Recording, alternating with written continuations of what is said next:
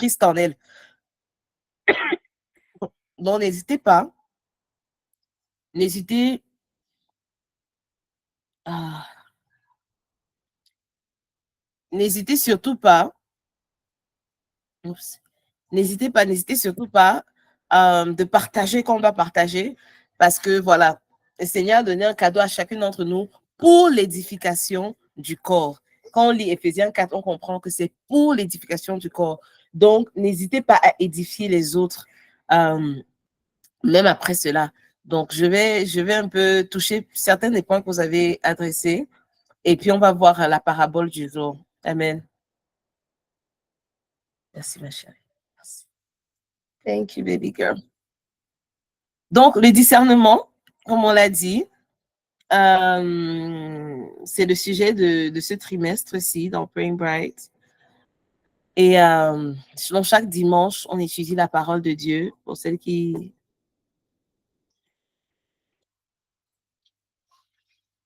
sont nouvelles, chaque dimanche, on étudie la parole de Dieu. Pourquoi? C'est un livre qui nous... Déjà, ça nous bénit, ça nous aiguise, elle est tranchante, elle est puissante. Mais aussi, ça nous fait prospérer dans toutes nos voies et ça nous donne du succès, en fait, la parole. Quand on l'étudie, pas seulement lire, on dit médite là. Donc, quand on prend le temps pour étudier, on prend le temps pour étudier, pour méditer, pour apprendre, aller un peu plus en profondeur qu'une simple lecture. Et donc, pour nous situer, nous sommes dans l'année encore 2024, qui est l'année de la révélation de Jésus, le Christ, l'époux, le roi et le juge. Et nous avons, les versets ne sont pas accurate, mais nous avons eu le premier trimestre sur la révélation. On a lu Apocalypse chapitre 1 jusqu'à 22.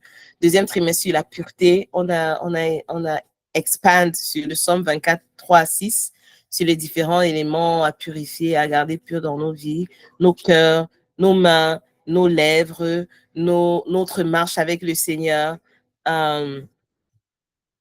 C'est ça, non? Et nos désirs, nos motivations. Donc, le deuxième trimestre, c'était vraiment sur la pureté. Là, ce troisième trimestre, c'est sur le discernement et le dernier trimestre, ce sera sur engagement, dans le commitment. OK? Donc, pour vous servir, ce serait moi aujourd'hui. Les autres semaines, j'ai un peu fait ça comme une maquette que les autres vont utiliser. On va changer ma face et le titre. Et aujourd'hui, on va voir la parabole du blé et de l'ivraie dans Matthieu 13, verset 24 à 43. Mais avant ça, explorons qu'est-ce que le discernement en fait. Donc, le discernement, comme beaucoup l'ont dit, c'est la capacité à juger sainement et à distinguer le vrai de l'erreur. C'est important de dire le vrai de l'erreur. L'erreur qui est souvent le faux. Beaucoup de gens ont dit le vrai du faux, mais c'est très important de dire quand on discerne, il y a un gros élément qui est discerner du vrai de l'erreur. OK. Et c'est une qualité indispensable dans le monde complexe d'aujourd'hui parce que voilà, on a constamment les informations, on est confronté à des idéologies contradictoires, on a une ambiguïté morale omniprésente dans les films, dans les JO, dans les news, avec nos collègues. La moralité est devenue un peu ambiguë. Tout est relatif, tout est, voilà, si ça ne te dérange pas, il n'y a pas un problème. Le monde et les systèmes du monde ont transformé la moralité comme quelque chose de subjectif. It's her life, it's her business. Si elle veut faire A, c'est son problème. Si elle veut être lesbienne, A, c'est son choix. Mais il n'y a plus, ça a tellement été ambigu et ça nous bombarde tellement de jours au quotidien que des fois, ça peut influencer contrairement à ce que la Bible nous dit. Et donc, les chrétiens ont plus que jamais besoin de discernement pour naviguer la vie avec sagesse et clarté durant cette décennie, en particulier de 2020 à 2030. J'ai fait un typo. Et donc, le discernement est partout. Si on voit le discernement concerne tout le monde, en fait. Il y a la mère qui doit choisir les jouets qui sont sûrs, éducatifs et appropriés pour ses enfants. Ça, elle a besoin du discernement. OK? Ça nous aide à choisir les bonnes influences et les bons enseignements pour notre vie spirituelle, familiale et tout. Le conducteur qui doit choisir la bonne route pour atteindre sa destination. OK? Donc, de la même manière, le discernement nous aide à choisir le bon chemin spirituel. Où tu as le chef d'entreprise qui doit choisir les bons employés pour son entreprise. Vous voyez que le discernement, tout le monde en a besoin. Que tu sois maman au foyer, que tu sois employé, que tu sois en train de conduire pour aller quelque part, que tu sois infirmière, que tu sois avocate. Le discernement, tu as besoin du discernement parce que, voilà, sans ça, il y a plusieurs conséquences, en fait. Et dans les conséquences, dans la science du discernement, j'ai juste listé 6, mais il y en a tellement plus et je vais vous poser la question. Pour d'autres que je n'ai pas listé, quelles sont les conséquences du discernement? Est-ce que vous avez des exemples de cela? Donc, il y a la tromperie spirituelle, numéro 1, dont tu peux penser, le manque de discernement peut te faire même adopter ou être dans une certaine chapelle de croyances. Parce que voilà, tel truc te plaît, tel truc t'a parlé, tel truc t'a motivé, tel truc t'a mobilisé. Un élément peut-être t'a mobilisé et puis tu es allé, tu t'es donné à 100% totalement, tu t'es donné comme ça. Et tu as négligé, peut-être comme dans un film, on parlait du 80-20, Pareto Principle, le principe de Pareto. Et un homme qui disait à un autre, un de ses potes, que des fois, les hommes trompent leurs femmes parce qu'ils cherchent le 80-20 rule, pour beaucoup connaissent un peu dans le business, dans les affaires, la loi de Pareto, dans le management de temps, dans le management des ressources, même dans les recettes en entreprise.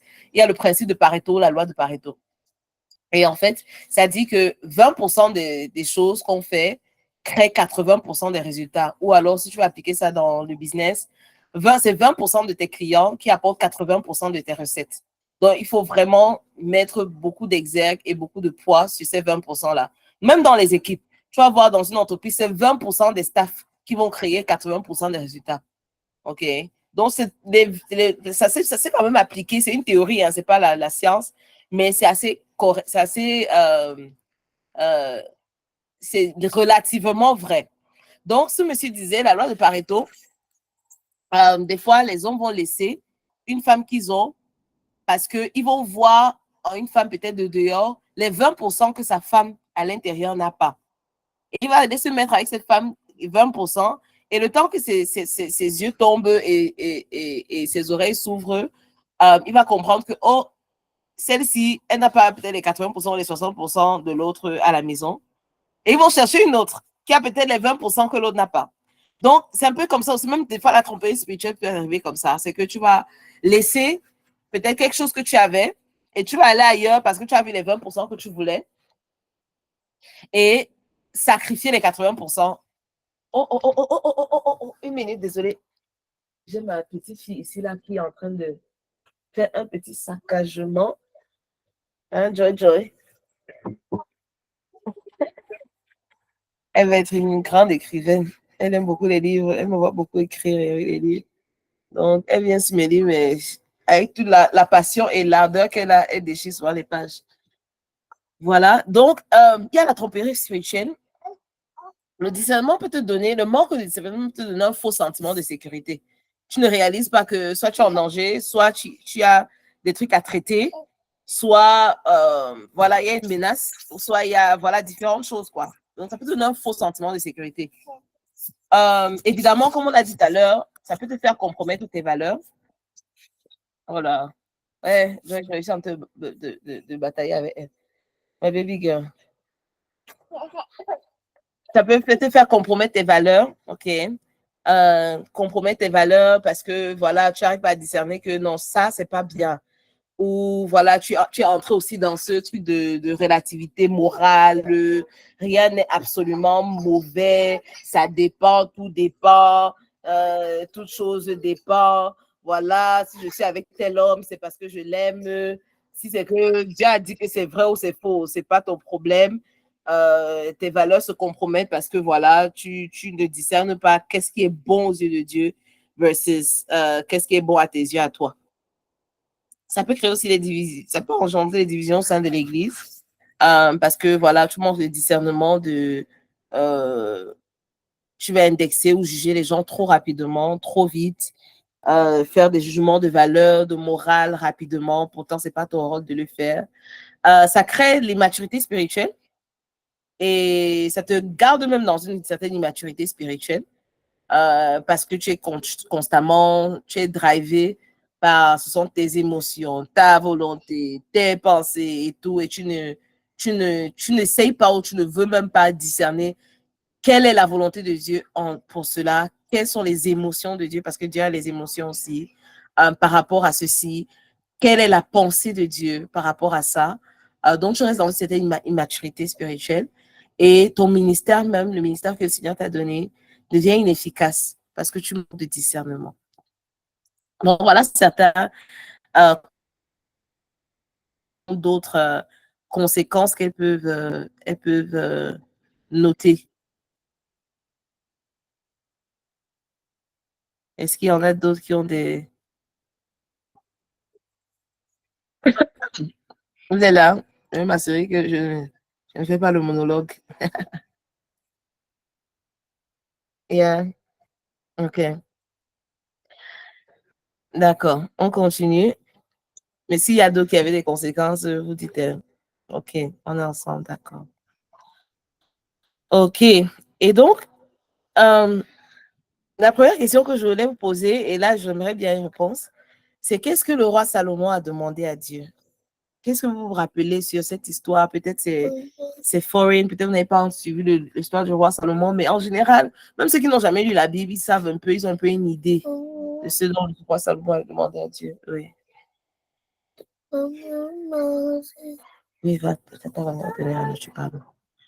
Qu'est-ce que le roi Salomon a demandé à Dieu? Est-ce qu'il y a quelqu'un qui peut répondre? Oui, appelle-la, je lui dis, s'il te plaît. Appelle-la, je lui dis. Appelle-la.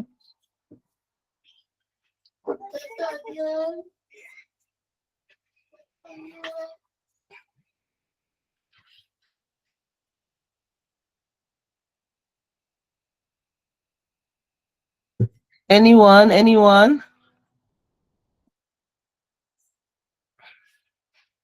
Qu'est-ce que le roi Salomon a demandé au Seigneur? Dans le chat. Vous êtes là? Ah, dans le chat. Ok, Leïla, Yas, vas-y. Bonsoir les brides. Je pense que c'était la sagesse. C'est-à-dire Ok, qu'il n'a pas demandé. yes. Je sais qu'il n'a pas demandé l'argent. Il a demandé Ok. une habilité de pouvoir, la sagesse, de pouvoir discerner, de pouvoir comprendre certaines choses. Très bien, merci. Et oui, en fait, tu as répondu comme la majorité des personnes, tout le monde, je viens de voir le chat, a dit la sagesse, parce que c'est ça qu'on sait. En général, on se dit toujours que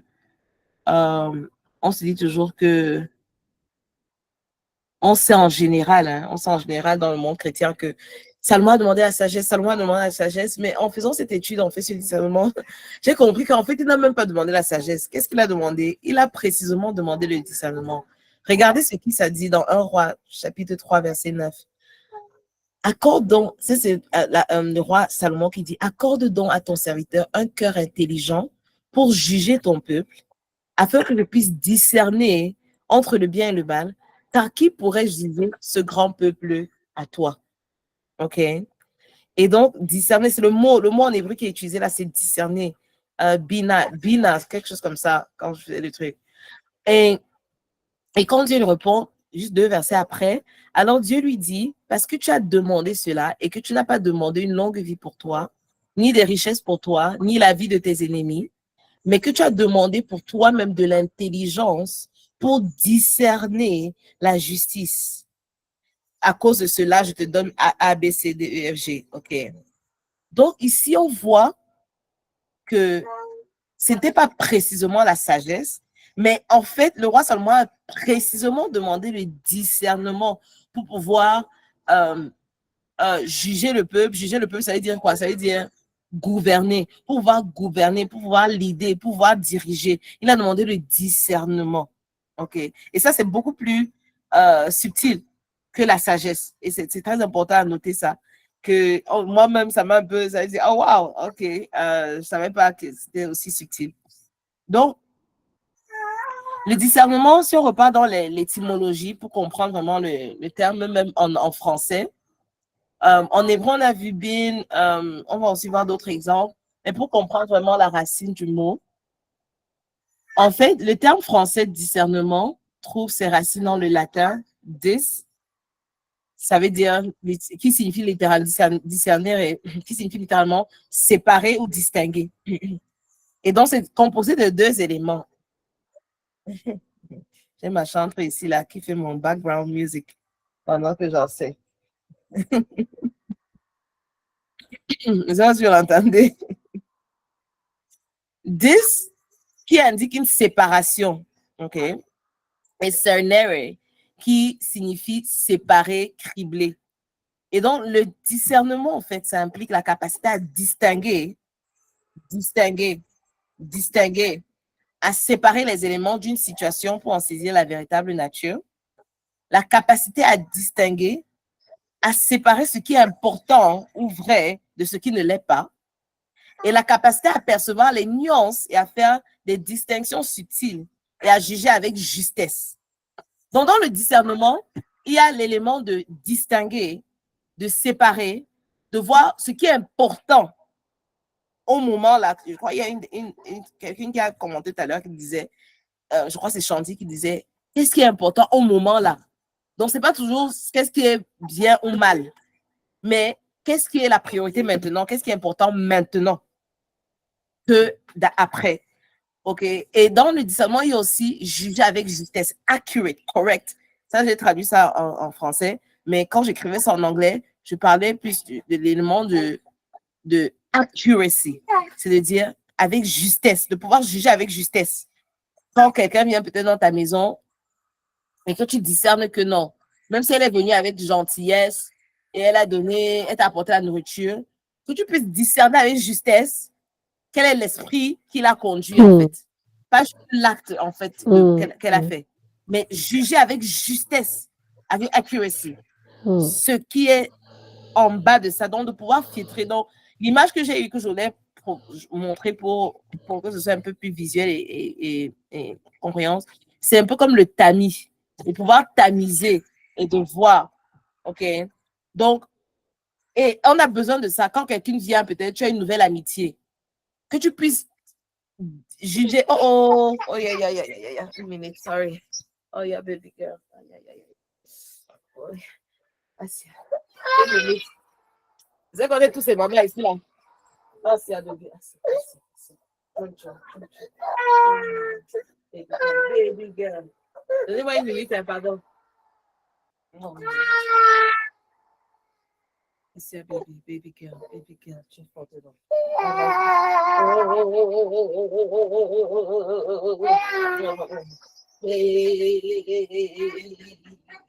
Ça va, ça va. Ça va.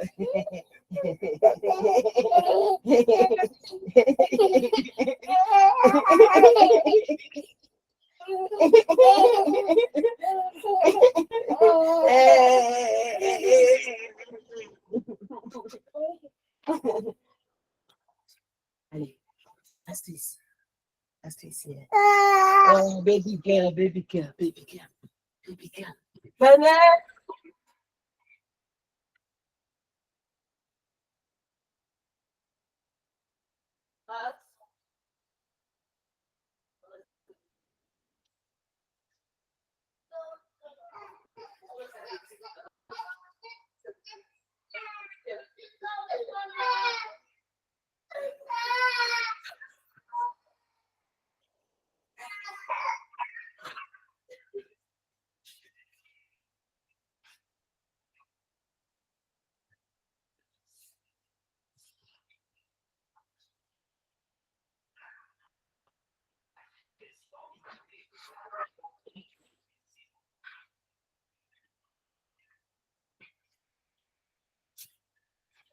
Thanks.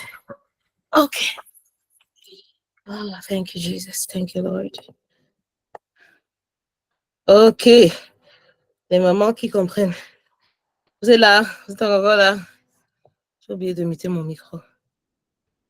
Oh, thank you. Ok. Discernment. Donc, je disais même Si vous êtes peut-être sur une nouvelle amitié, que ce soit avec un homme ou soit avec une femme, l'élément, l'aspect de pouvoir juger avec justesse, c'est très important parce que ça te fait gagner en temps, en ressources, en affection, en énergie. Beaucoup qui ont été brûlés auparavant peuvent comprendre de quoi je parle. Quand tu n'as pas pu discerner que, même quand on dit souvent en anglais, il y a différents types de relations. Il y a ceux qui sont là pour une raison, d'autres pour une saison et d'autres pour une vie. Et donc, si tu ne peux pas discerner que peut-être telle personne était là dans ta vie pour une raison particulière, précise, et après devait partir, ou bien toi, tu devais partir, ou bien que la personne a été là pour une saison de ta vie, peut-être toutes les années de l'université, et après, c'était bon. Tu as appris ce dont tu dois apprendre, après, tu dois évoluer. Quand tu tires des relations, quand tu penses qu'une relation peut être une relation à vie, a lifelong relationship, pourtant, c'est une relation uniquement pour une saison ou bien uniquement pour une raison ponctuelle. Tu as mal au cœur, tu es déçu, tu es dégoûté, tu es ceci, tu es cela. Pourtant, si tu avais discerné ou jugé avec justesse pourquoi cette personne était dans ta vie, tu aurais mieux apprécié et mieux anticipé même la séparation après. Okay? Donc, le discernement, c'est très important. Donc, c'est séparer et filtrer, tamiser, si on peut dire, tamiser, tamiser. Et donc, le discernement biblique, c'est la capacité à percevoir les réalités spirituelles et apporter des jugements éclairés en s'appuyant sur la parole de Dieu et le leadership du Saint-Esprit. Donc, il s'agit de distinguer le vrai du faux, c'est vrai, ça c'est la base, c'est le début. Mais comme Gladys a dit, le vrai du faux, le bien du mal, la volonté divine de ses propres désirs, parce qu'on ne pense pas souvent que le discernement, c'est ça. Et surtout, de manière plus subtile, comme Gladys l'a dit tout à l'heure, c'est pour ça que je suis très contente avec ce qu'elle a partagé comme feedback. Le discernement biblique est une question surtout de distinguer le vrai de l'erreur. Des fois, on se dit, quand tu distingues le vrai du faux, en fait, beaucoup de gens peuvent distinguer le vrai du faux. Comme elle a dit, c'est facile de distinguer la voiture du vélo, ok? Ou le noir du blanc, ou le vert du rouge, ok? Les deux couleurs ne se mélangent pas, ne se confondent pas. À part si tu es blind. C'est quoi les blind? Color blind. C'est vrai que les color blind mélangent le vert et le rouge. Je ne vois pas le vert et le rouge. Bon, voilà, vous comprenez un peu l'idée. C'est facile de voir souvent, c'est de savoir que, ah, là, la fornication, c'est pas bien. Dieu a dit non. Même comme je vais le faire, mes émotions sont mon Dieu en ce moment et Dieu n'est pas Dieu. Je vais continuer dans la fornication. Tu sais que c'est bien, que c'est mal, même comme tu fais. OK? Ce n'est pas une décision où tu as nécessairement besoin du discernement. Je ne sais pas si on se comprend. Donc, il y a certains trucs que le bien et le mal, bon, tu peux savoir que ça c'est blanc, ça c'est noir. OK? La majorité des êtres humains peuvent, si on peut dire discerner à la base, si on peut dire le ABC, l'ABC du discernement, que ça c'est bien, ça c'est mal. Surtout quand tu es en crise, bon, ça c'est vraiment le discernement absolument dont tu as besoin.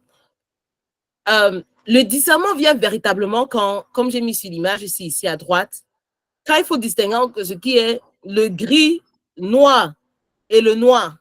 OK? C'est là où tu as besoin de discernement, de distinguer la subtilité là. Le noir et le almost black. Ce qui est noir, ce qui est presque noir. Donc, c'est là où tu as besoin d'aiguiser ton discernement. Quand tu es même dans, c'est même pas des fois, on se dit quand tu n'es pas dans le péché, tu n'es pas en train de pécher, mais donc tu n'as pas tu te sens pas mal. Donc, par exemple, le Seigneur peut te demander durant ces saisons d'avoir plus de temps de qualité avec lui, comme il me demande à moi, n'est-ce pas? Plus de temps de qualité one-on-one avec lui, ok? Et moi, je peux dire, ok, bon, durant les temps de qualité personnelle qu'il me demande d'avoir avec lui là, je peux meubler le temps là, pas avec un péché, hein, avec peut-être la prière, avec les praying brides, par exemple. ou tel a tel souci à l'hôpital, je vais voir la personne. Je prie avec elle. OK? Je peux meubler ça avec ça. Ce n'est pas un péché d'aller voir quelqu'un et de visiter la personne et prier pour quelqu'un. Mais ce n'est pas la volonté de Dieu au moment-là que je sois là-bas. La volonté de Dieu au moment-là, c'était que je vais one-on-one avec lui. Nous deux, il me parle et je l'écoute. Donc, c'est là où vraiment le discernement est crucial. C'est de pouvoir distinguer le vrai de l'erreur, le vrai du presque vrai, le vrai de la contrefaçon qui semble vrai. OK? Et on a crucialement besoin de ça en ces temps-ci. Parce que c'est, comme je l'ai dit, c'est évident de distinguer le blanc du noir. Mais c'est le discernement dont on a besoin pour discerner le gris foncé du noir. Et c'est parce que ce n'est pas évident que le coaching du Saint-Esprit est crucial. Et être habitué à entendre la voix de Dieu, connaître son caractère, ses attributs et savoir comment il fonctionne. C'est pour ça que c'est aussi important. Et donc, le discernement, on va le voir. J'en avais déjà parlé de plusieurs exemples ici dans d'autres études bibliques, mais je vais faire une revue pour certaines et ramener ça à notre mémoire vive. On voit, c'est ça que je voulais montrer, voilà. On voit que l'ennemi, en fait, il fait la contrefaçon de ce que Dieu a dit, OK? Il fait toujours la contrefaçon parce qu'il n'est pas un créateur.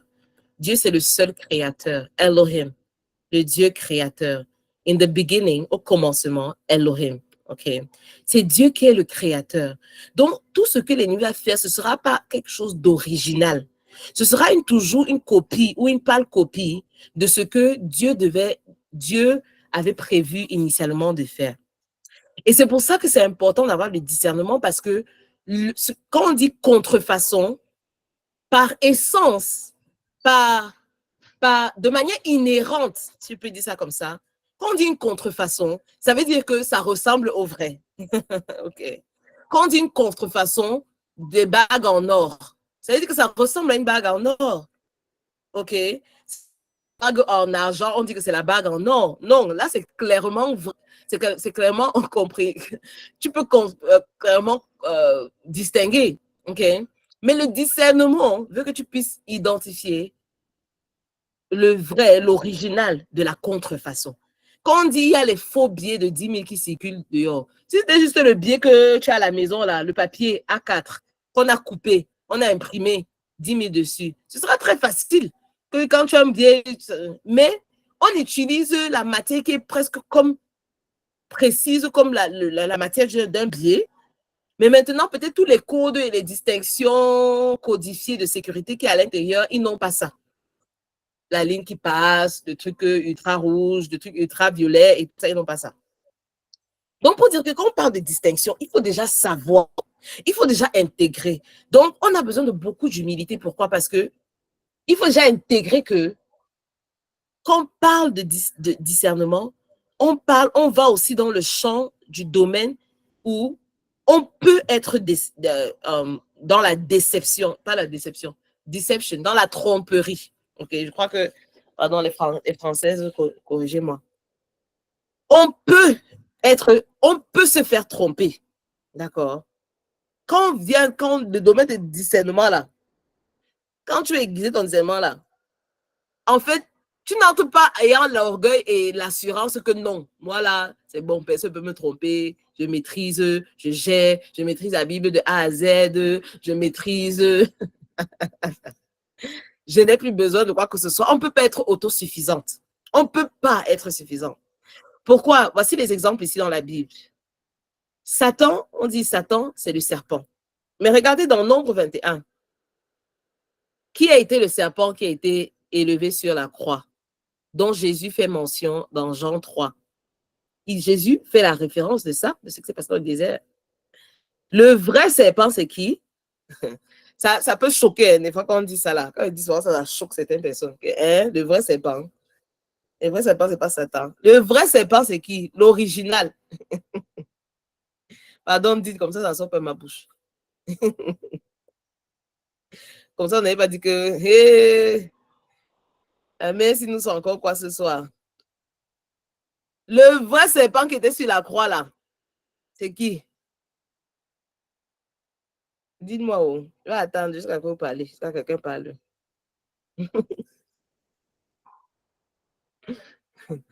Vous avez peur de dire.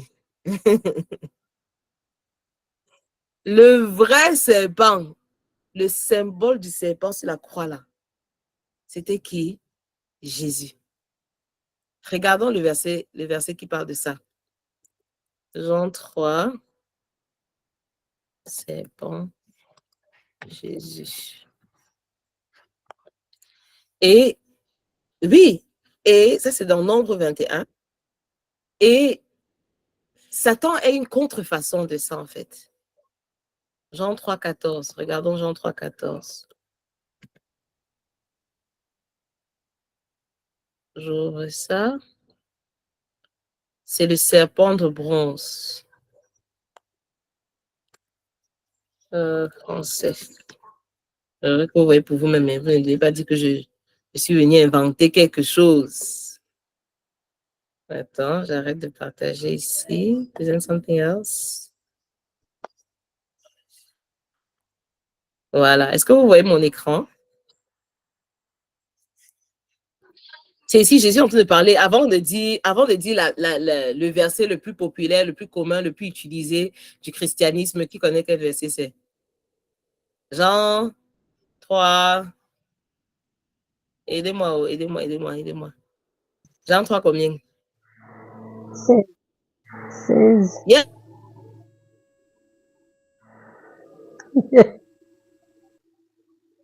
Le plus commun, le plus utilisé, le plus propagé du christianisme. Jean 3, 16. Dieu a tant aimé le monde qu'il a donné son Fils unique, Jésus-Christ, afin que quiconque croit en lui ait la vie et ne périsse point, mais ait la vie éternelle. Ça, c'est tout le monde doit méditer ça. Les chrétiens, c'est la base. C'est la base. Mais 2 versets avant, on a la même conversation. Qu'est-ce que Jésus dit? Verset 13. Personne n'est monté au ciel si ce n'est celui qui est descendu du ciel, le Fils de l'homme qui est dans le ciel. Et comme Moïse éleva le serpent dans le désert, il faut de même que le Fils de l'homme soit élevé, afin que quiconque croit en lui ait la vie éternelle. Et donc, il faisait référence à ce qui s'est passé dans le désert. Et le désert, ce qui s'est passé avec Moïse dans le désert, en fait, c'était un symbolisme pour indiquer le Christ. Parce que c'était un serpent sur un bâton. Donc, c'était comme un symbolisme du Christ à la croix. OK? Et donc, on voit que même le titre et même le symbole du serpent, là, c'est vrai. Satan a pris ça, il a pris ça là, il a fait ça son logo, son symbole, mais c'est toujours une contrefaçon de l'original. Quand dans la Bible, on dit Satan se mascarade comme un ange de lumière, OK? Il se masquerade, ça veut dire quoi? Il fait semblant, il fait comme. Donc, c'est toujours, il fait comme. Ce n'est pas que il est. Il fait comme. OK, un ange de lumière, ça veut dire quoi? Pourtant, dans Jacques 1, verset 17, la parole nous dit, Dieu est le Père des Lumières. OK? Donc, nous sommes du royaume de lumière. Et dans Colossiens 1, verset 13, la parole de Dieu nous dit, il nous a transférés du royaume des ténèbres, du monde des ténèbres, de la dominion des ténèbres, et il nous a transférés dans le royaume de lumière de son Fils bien-aimé. Dans le royaume de Christ, c'est le royaume de lumière. Mais il y aura toujours la contrefaçon. Le monde va venir te dire, non, la lumière, c'est ceci. Tu vas aller à New York, tu vas voir les lumières, tout fleu, tout flamme. Le monde, même les Illuminati, là, tout ça, c'est la contrefaçon de la vraie lumière. Illuminati, ça veut dire les illuminés. Mais en fait, qui sont véritablement les vrais illuminés ici sur Terre? C'est nous, les chrétiens. C'est nous qui sommes véritablement illuminés sur ce qui se passe. C'est nous qui sommes véritablement illuminés sur la guerre des royaumes, la puissance de Jésus-Christ. C'est nous qui sommes illuminés sur ce que l'ennemi fait, ou là où ils nous avaient tenus captifs, mais par la grâce de Dieu, nous sommes délivrés. Donc, vous voyez que même ça, quand le monde dit, oh, voici, on veut peindre même la chrétienté comme un truc sombre, triste, morose. Donc, on voit les chrétiens avant, là, eux-mêmes aussi, ils faisaient un genre. Donc, avant, là, c'était toujours que, oh, les chrétiens, c'est un royaume sombre. C'est un genre. Les gens là sont un genre, ils sont gris, ils ne sourient pas, ils ne sont pas joyeux. Elles ont les foulards, elles ont les longues jupes jusqu'au pied. Il n'y a pas de problème avec l'habillement. Mais ils apportent seulement une atmosphère ténébreuse. Mais ça, c'est pas le royaume dans lequel nous sommes. Notre royaume, véritablement, c'est un royaume de lumière. Même chose avec le lion. OK? Quand la parole de Dieu nous dit dans 1 Pierre, verset 5 à 8, soyez sobres et vigilants, parce que votre adversaire, l'ennemi, est encore, c'est comme, ça semble être comme. Vous voyez la déception, la contrefaçon, là où on a besoin de discernement. Il est comme un lion qui rugit, qui marche et il cherche qui il va dévorer.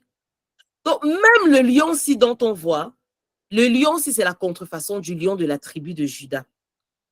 Et donc, c'est très important de pouvoir discerner ça. Parce que pour des nations comme le Sénégal ou le Cameroun, où notre emblème national, c'est le lion, il faut qu'on puisse distinguer, c'est le lion de l'ennemi qu'ils utilisent quand ils mettent ça partout dans les carrefours et à qui ils ont mis, ils bâtissent des hôtels à ce camp-là, à ce royaume de l'ennemi avec ces lions-là. Ou est-ce qu'on parle du lion de la tribu de Juda? Et donc, c'est très important de pouvoir distinguer que l'ennemi est toujours en train de faire la contrefaçon de ce que Dieu fait.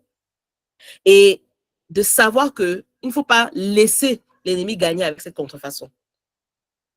On voit même, quand on a lu Apocalypse, chapitre 1 à 22, au premier trimestre de cette année, que même la Trinité, l'ennemi a fait la contrefaçon de la Trinité.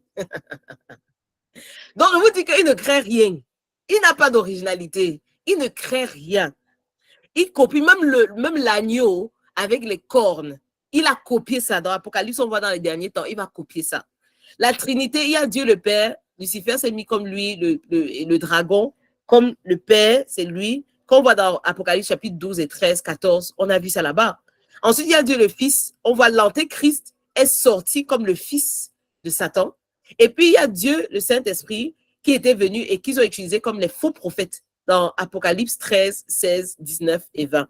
Donc, on voit ça. On voit là. Donc, on voit que lui-même, il a essayé de faire la contrefaçon de la Trinité. Et je vous assure, mes sœurs, en ces temps-ci et les temps à venir, l'erreur, la contrefaçon de l'ennemi sera tellement subtile que même le Seigneur Jésus a dit dans Matthieu 24 que si ce n'était pas que c'était mes élus, eux-mêmes, ils pourront être trompés. Pour dire quoi? Je vais encore redire ce point.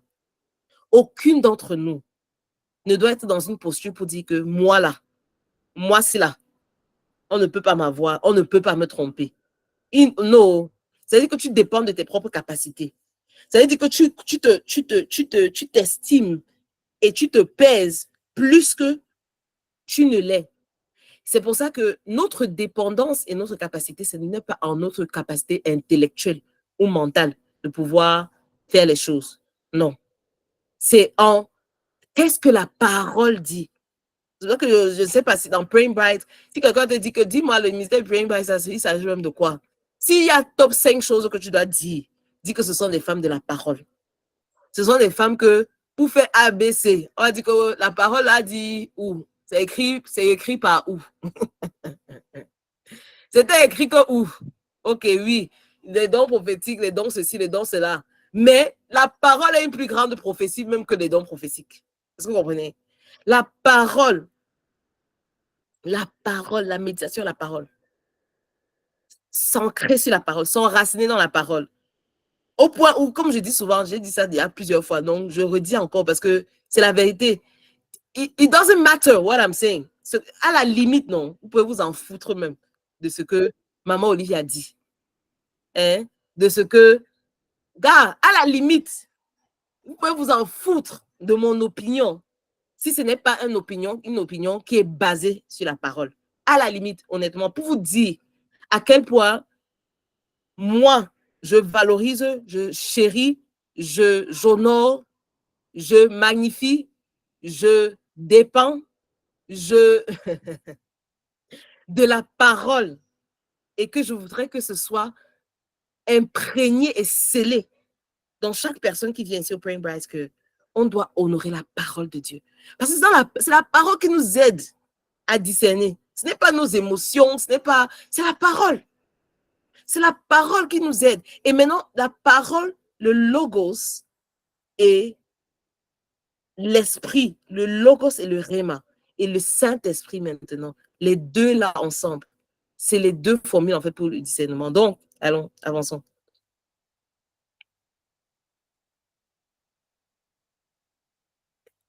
Et donc, le Nouveau Testament aussi nous parle du discernement.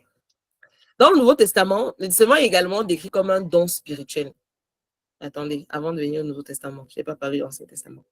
Je voudrais que vous voyez la première fois où on parle du discernement aussi, parce que ça donne aussi un pan, ça donne de révélation aussi sur le mot discernement et pourquoi c'est utile. La première fois quand je faisais mes recherches, la première fois que le mot discernement en hébreu, to discern, je crois que c'est bina, est utilisé dans la Bible, c'est dans Genèse 41, versets 33 à 37. C'est quand Joseph vient avec le master plan, ok? Le plan d'action, d'abord pour l'interprétation du rêve du roi, du pharaon, et puis avec le plan d'action sur que faire, ok? Pourquoi c'est important de noter ça? Parce que le discernement, ce n'est pas juste savoir quel esprit est en train de fonctionner, qu'est-ce qui est en train de se passer, de savoir le jugement des saisons ou des temps. Le discernement aussi vient avec savoir que faire, comme la tribu d'Issachar, ok? Issachar, ok? Je ne sais pas si vous vous rappelez, il y avait un des fils de Jacob, il s'appelait Issachar. C'est un des fils de Léa aussi, les enfants de la destinée. Là. Et quand Jacob donnait ses bénédictions, il a dit à Issachar que c'est la tribu, parce qu'ils vont connaître les temps, ils vont savoir ce qui se passe dans les temps, ils auront une compréhension des temps, et de savoir quoi faire. Ce n'est pas tout d'avoir une compréhension des temps. Ce n'est pas tout de savoir que nous sommes dans la fin. Nous sommes dans la fin des temps. Pas la fin du monde. Les gens sont en fin du monde. Ce n'est pas la fin du monde. La fin des temps, de cette ère du temps. Ce n'est pas tout de savoir que nous sommes dans la fin des temps et que Jésus revient bientôt. Il faut également savoir, et puis quoi? Quoi faire? Moi, quoi? Et après quoi? So what? OK. Et ensuite, quoi? OK. Donc, le discernement ne s'arrête pas et ne se limite pas juste à savoir ce qui se passe ou à connaître que, oh, la fille qui est venue ici à la maison pour m'apporter la nourriture, pour moi et la famille, elle a un esprit de python. OK. C'est le début, d'accord. Et maintenant, quoi? C'est pour ça qu'on a besoin de ces collaborations et cette esprit, parce que ce n'est pas tout de se limiter et de dire je sais ce qui se passe, j'ai discerné l'esprit, ou j'ai discerné le temps, ou j'ai discerné ce que le Seigneur veut que je fasse. C'est maintenant dire et puis quoi? Qu'est-ce que je dois faire? Et c'est ça que Joseph a fait avec Charon, en fait. C'est le discernement, c'est la suite et la complétude, je ne sais pas comment dire. L'élément, l'aspect complet, le discernement qui a manqué, par exemple, au fils de l'école des prophètes dans un roi, c'est dans un roi, dans deux rois 3, je ne sais même plus. En tout cas, quand, si quelqu'un trouve la référence, pardon, postez, tapez ça sur Google. Quand le prophète Élie s'apprêtait à partir et il avait le gars Élisée avec lui, Élisée n'était même pas un prophète. Il y avait les enfants de l'école des prophètes, parce qu'il y avait des écoles des prophètes où les gars voyaient, ils avaient les visions, ils sont les seers, ils peuvent te dire ce qui va s'arriver dans 50 ans et tout ça. Les gars là savaient que Élie, le prophète Élie, devait mourir. Et donc, il demande à Élisée que, hé, Mbom, mon frère, tu sais que ton mentor là, il va bientôt mourir. Et Élisée a dit que je sais. Et Élisée, Élisée ne savait pas, il n'était pas seulement satisfait et suffisant de savoir, d'avoir l'information de ce qui va se passer et de discerner les temps, mais il allait en plus, le next step, c'est quoi faire. les autres prophètes auraient pu avoir le manteau d'Élisée, mais ils étaient suffisants et satisfaits avec la connaissance de ce qui se passait, les temps dans lesquels ils étaient, mais ils n'ont pas fait le next step, c'est quoi faire. Le prophète Élie a dit à Élisée, ce sera chaud, hein?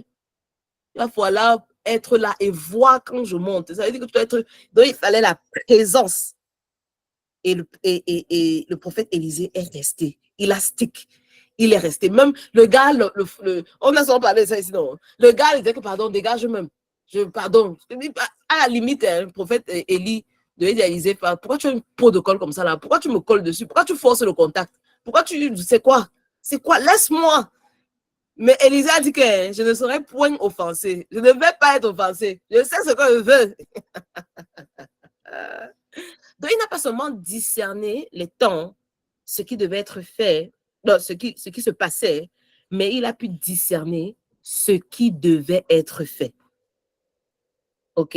No bouging, yes. Le reste, c'est parce que voilà la manifestation de ce que je demande. Beaucoup de gens laissent tomber trop vite parce elles sont satisfaites de savoir que, ah, je connais, ah oui, je sais, ah oui, j'ai l'information, ah oui, je sais, ah oui, l'autre là, je connais aussi, ah oui, non, je connais, ah oui, j'ai la prophétie là, oui, je sais que, voilà, il y a une grande peste qui arrive, il y a une grande guerre qui arrive, ah oui, j'avais entendu l'autre là, oui, il y a un prochain Covid qui va venir, mais elles ne sont pas en train de se préparer, hein. Elles sont dans la connaissance. Elles ne sont pas en train de faire les stocks. Elles sont pas en train de stocker. Voilà. Moi, j'ai commencé mes stocks. Je ne sais pas pour vous. Je ne sais pas si vous êtes au courant. Les prophéties qui viennent là. Les trucs qui arrivent 2025, fort. Moi, j'ai commencé les sacs de riz, les papiers hygiéniques, le haricot, les trucs secs là. Ici, je vais recommencer encore le jardin, la cultivation, la ferme, tout ça là. Je crois que tout le monde, pas tout le monde, la majorité des gens savent quand même qu'il y a une grande oppression, persécution, encore un autre truc à la COVID, mais beaucoup plus grave. Donc, il faut faire ton stock. C'est pas tout de savoir que ça vient, mais il faut pas être désolé et dire que j'avais l'information, voilà, ça me suffisait et tout. J'étais au courant, oui. Ah oui, j'ai entendu tel prophète aussi dire ça, oui, c'est vrai et tout. Voilà, Lynn a dit qu'elle fait son stock, gloire à Dieu, c'est ça. Donc, il faut savoir quoi faire. Il faut tout demander au Saint-Esprit, ok, maintenant je fais quoi? J'ai l'information, je fais quoi de cette information? Comment je l'applique? Et donc, on voit la première fois où ce mot a été utilisé dans la Bible, Joseph, je suis là, ici. Joseph, Genèse 41, verset 33. Joseph, il a conseillé à Pharaon. Il dit maintenant donc que Pharaon cherche un homme prudent. Après lui avoir dit son rêve interprété, il dit que Pharaon cherche un homme prudent, discernant. La version, en fait, l'hébreu, là, parle d'un homme discernant et sage. Vous voyez que le discernement et la sagesse, ça vient toujours ensemble. Même dans, quand on explique que le Saint-Esprit dans Isaïe 11, chapitre 11, ça dit « the spirit of wisdom and understanding ». C'est interprété « understanding », en fait, c'est « discernment ». Donc, la sagesse et le discernement viennent souvent ensemble pour dire que ce n'est pas la même chose, c'est distinct, mais les deux fonctionnent ensemble. Donc, il a dit, maintenant, donc, Pharaon cherche un homme discernant et sage, et qu'il l'établisse sur le pays d'Égypte. Et Pharaon, pour la première fois, distingue ce trait de caractère dans la Bible. Et il distingue ça dans qui? Dans Joseph. Et Pharaon dit à Joseph, puisque Dieu t'a révélé tout cela, il n'y a personne d'aussi discernant et sage que toi.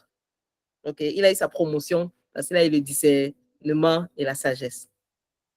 Et donc, le discernement est un trait de caractère qui distingue d'une multitude.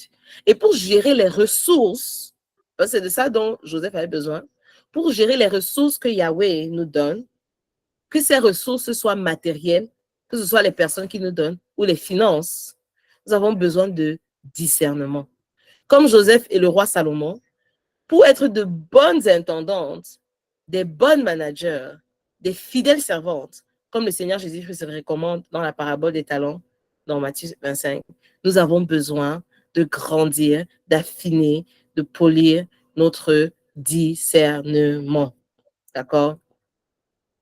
Et donc, dans le Nouveau Testament aussi, on voit le discernement, et le mot grec pour discernement, c'est diakrisis. Le mot grec pour jugement, c'est diakris, et ça signifie jugement et examen approfondi.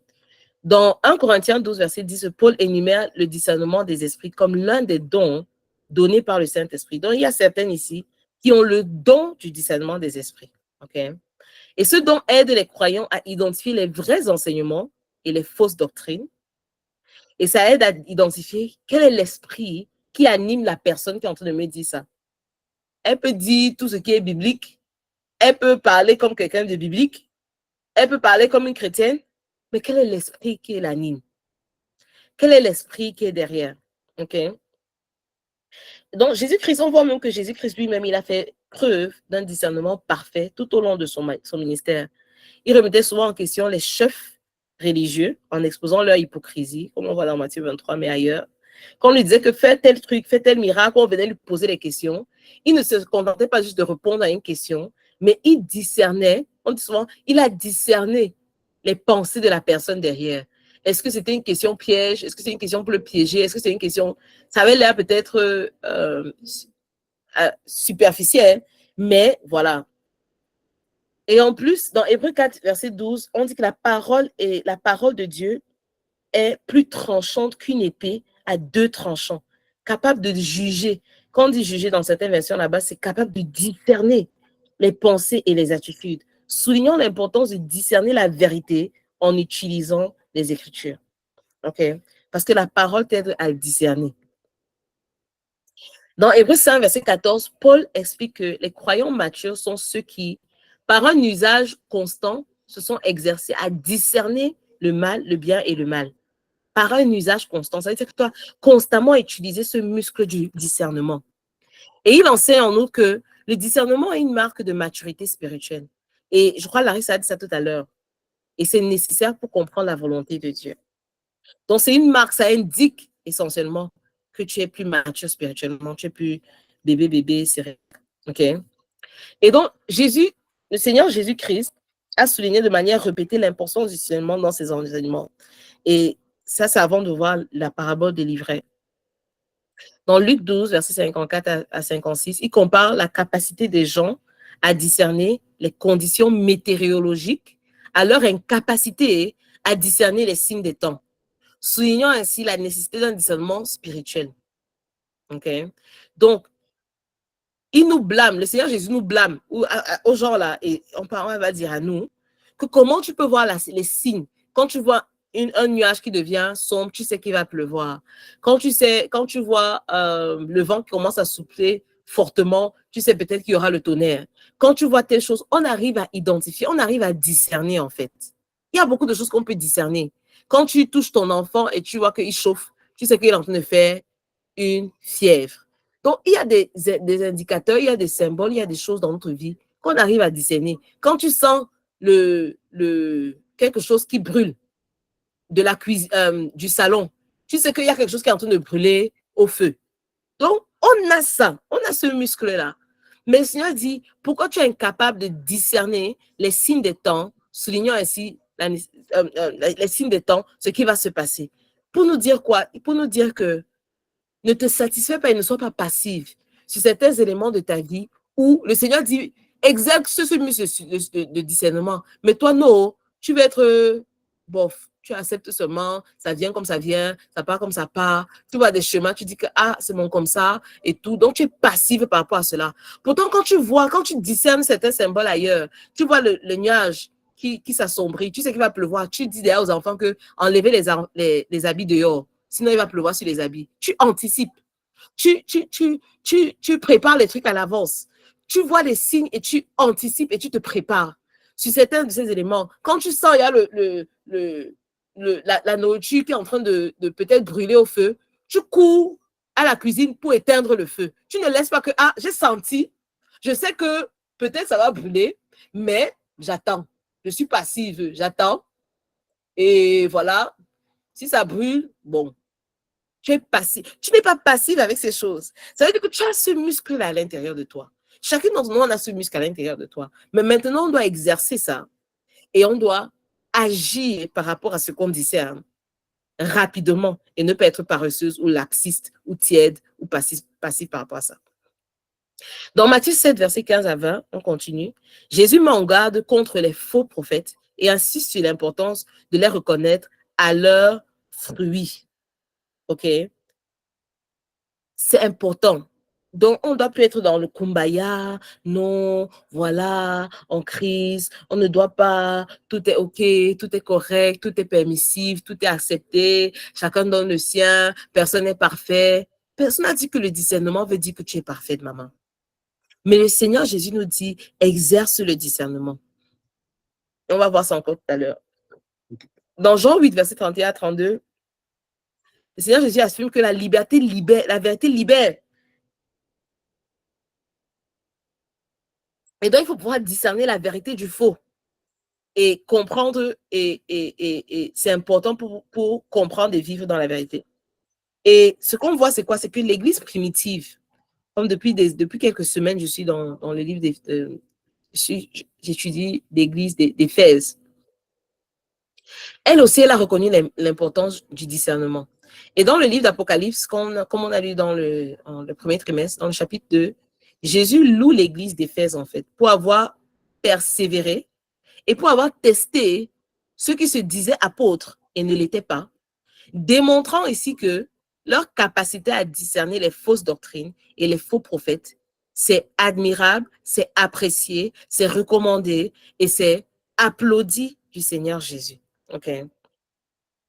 Et donc, il les avait félicités, l'église d'Éphèse. Il a dit que vous avez discerné les vrais, les faux, ceux qui étaient dans l'erreur, ceux qui étaient ceci. Ils ont bien fait. Et maintenant, dans le parabole même de ce soir, qu'on va voir rapidement, on va prendre encore 10 à 15 minutes pour la fin de ça. C'est, avant d'aller dans le truc, voilà. Donc, il y a 5 domaines de discernement qu'on va explorer les prochaines 5 semaines. Le discernement spirituel, dont la capacité de distinguer entre l'esprit de Dieu et les esprits trompeurs. Ça, on va le faire dimanche prochain. Très important, n'est-ce pas? La voix de Dieu, Jean 10, verset 27. Mes brebis entendent ma voix, je les connais et elles me suivent. C'est important de pouvoir aiguiser et grandir dans cela parce que il faut être intentionnel par rapport à ça, à améliorer ta manière d'entendre et d'écouter le Seigneur, okay? De discerner sa voix à lui, comme Chandy disait tout à l'heure, et contre toute autre voix, la voix de toi-même, la voix d'autres esprits, la voix du monde et tout. Donc, on va voir ça dimanche prochain. Et les esprits t'ont peur. Comment distinguer la voix de Dieu? Voilà. Ensuite, après, on va faire le discernement moral. Donc là, c'est la faculté de discerner le bien et du mal à la lumière des normes divines, donc de la Bible. OK? Numéro 3, discernement relationnel. Ça sera très important parce que je sais qu'il y a beaucoup de femmes qui ont vraiment des difficultés à évaluer les motivations et les intentions des autres. Moi-même, j'ai beaucoup eu ça parce que j'acceptais tout le monde.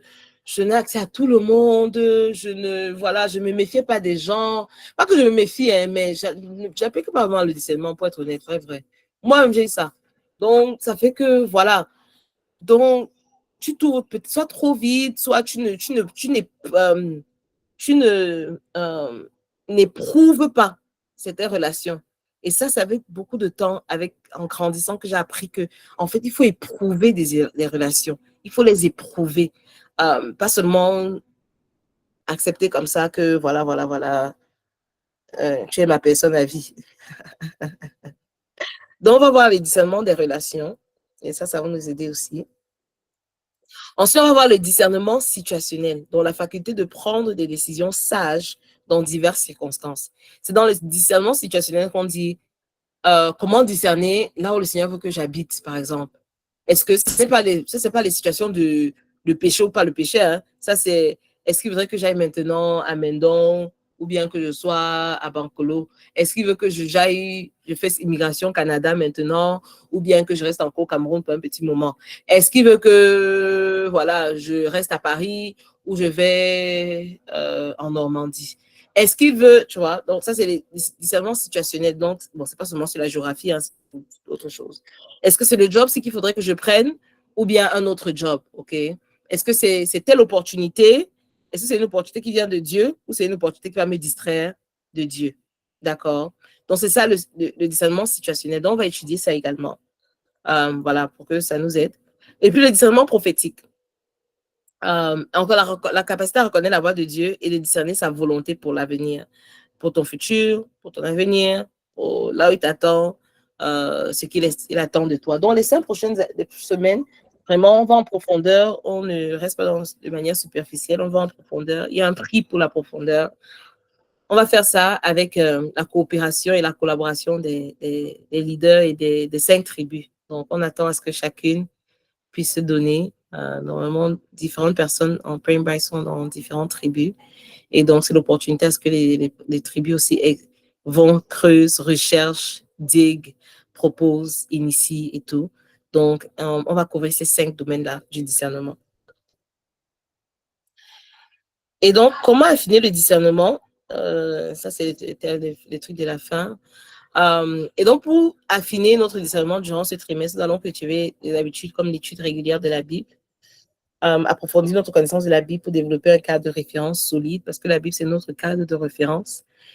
C'est pour ça que si tu as des personnes dans des relations même, ou peut-être des relations où vous avez le même cadre de référence, la Bible, d'habitude, même s'il y a quel grief, vous allez souvent vous retrouver quand même, en général. Pourquoi? Parce que, même pas seulement le même cadre de référence, mais la même soumission, en fait, à Christ. Pourquoi? Parce que même si vous êtes fâché, tel est offensé et tout, à la fin de la journée, vous allez dire, moi, j'aurais plaire à Christ beaucoup plus que je vais plaire à ma chair. Et voilà. Donc, je vais pardonner à la sœur. Je te pardonne. OK, je ne reste pas dans l'offense parce que ça ne vaut pas ma relation, ça ne vaut pas mon intimité avec Christ. Ça ne vaut même pas un peu, pas du tout. Je te pardonne, je laisse passer les offenses. Et aussi, ça permet à l'autre personne aussi de demander pardon. Bref, quand vous avez une même référence, aide en fait. Beaucoup de relations ne sont pas restaurées parce que peut-être toi, tu es dans ces références et tu es soumise à ces références et puis l'autre ne l'est pas. Et puis, des fois, le Seigneur permet, parce que voilà, ça ne colle plus. Donc, il n'y a pas de réconciliation. Tu peux pardonner, mais pardonner ne veut pas dire restauration, en fait. Vous voyez un peu ce que je veux dire? Pardonner ne veut pas dire que restauration de comment la relation était, en fait. Parce que vous n'avez pas le même baromètre de mesure. Pendant que tu pardonnes, la personne peut-être n'est pas... Tu vas parler à la personne, mais la personne encore va recommencer les mêmes schémas, les mêmes patterns, les mêmes ceci.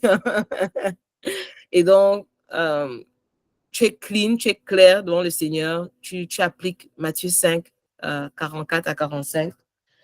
Prie pour tes ennemis, bénis-les, souhaite-les le meilleur et fais-leur du bien. OK? Les 4 là, ça, même s'il y a quoi que j'avais comme dit, j'applique ça parce que voilà, moi, je veux avoir plaît à Christ. C'est lui mon Seigneur. Ce ne sont pas mes émotions. OK? Donc, l'étude biblique t'aide à faire ça, à voir ces bijoux, à voir ces diamants, à voir ces bases et fondements pour la vie. OK?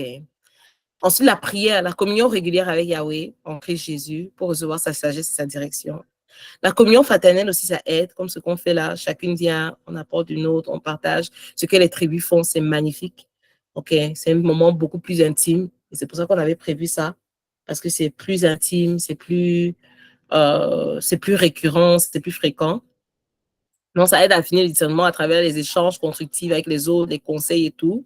L'obéissance, ça aide au discernement parce que si tu désobéis, tu ne vas jamais discerner, tu n'auras pas le réflexe. Je peux dire que la dernière fois, j'ai désobéi, mais si tu es constamment dans la désobéissance, voilà, tu te trompes à toi-même en fait. Donc, la mise en pratique des enseignements bibliques dans notre vie quotidienne, ça nous aide, ça bâtit vraiment ce muscle en fait du discernement.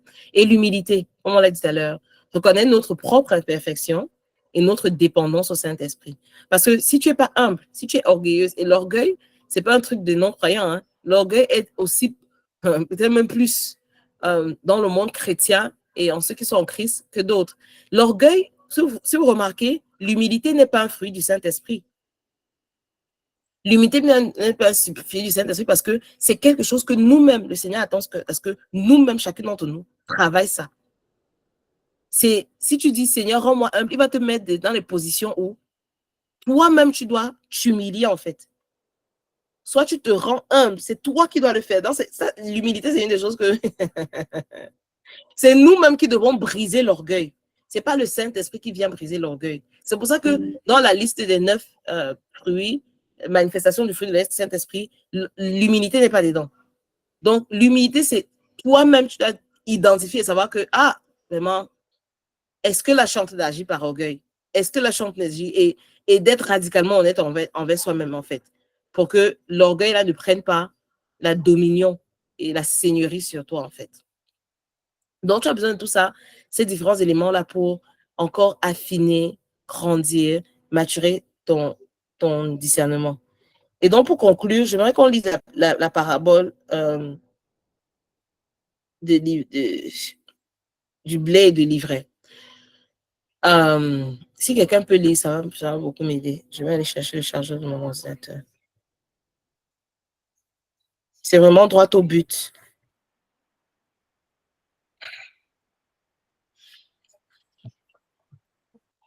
Si quelqu'un peut lire.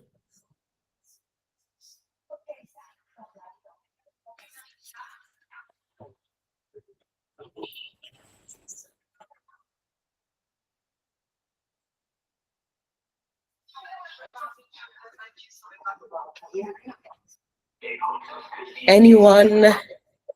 Vous dormez déjà?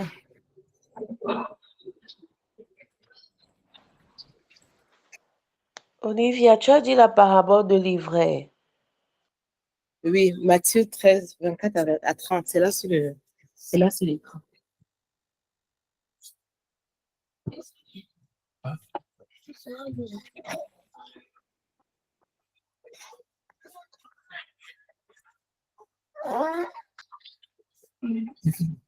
Maman, le chargeur.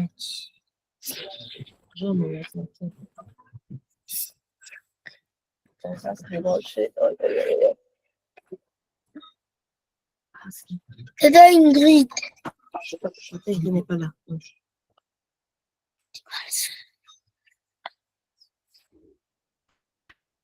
Yes, go ahead, Gladys.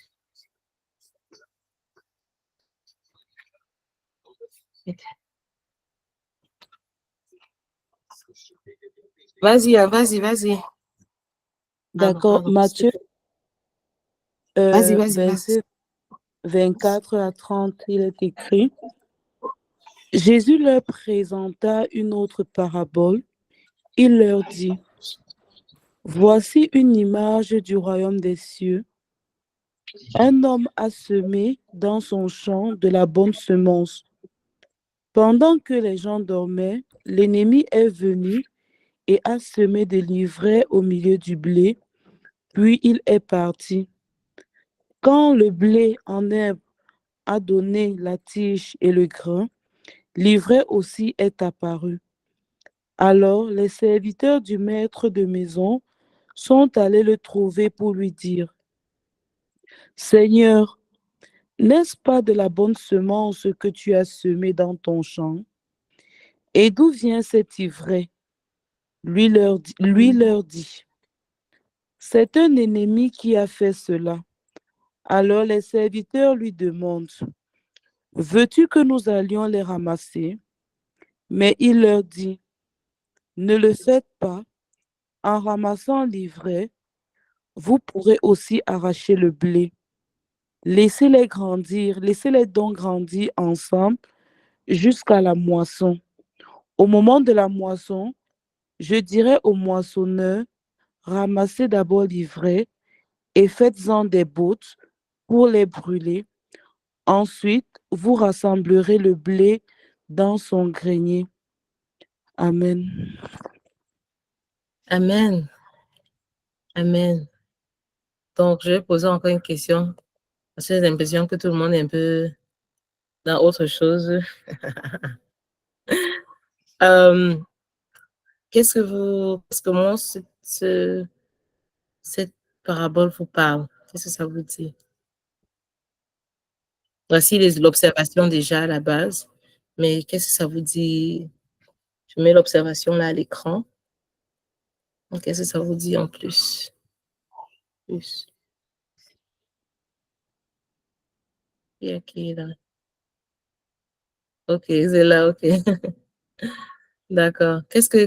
Comment ça vous parle, cette parabole?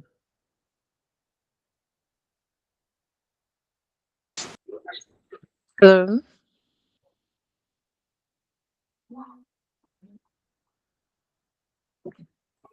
Hello. Yeah, hello, go ahead. From what I understand, if I listened right, because I need to read it again as well, is we are all it's like we are in a mix. We are all there, be it sinner, be it the saved, and um, the parable is about the wheat and and the the wheat and the weeds. So we are all in that mix, and God wants us to flourish. I think maybe wants us to grow so that we flourish and show that the fruits and show our fruits from our growth and walk with Him